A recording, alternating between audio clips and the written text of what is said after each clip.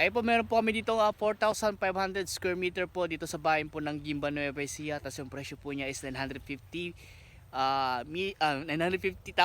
all in na po yun hanggang sa matransfer yung pangalan niyo po. Ito po ay rice field.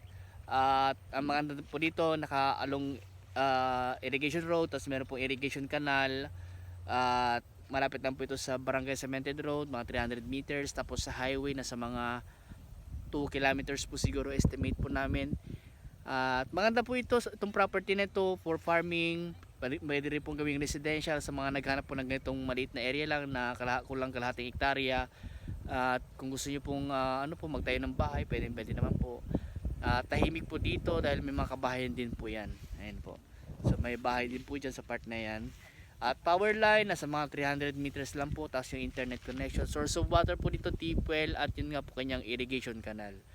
Ayan po. So sa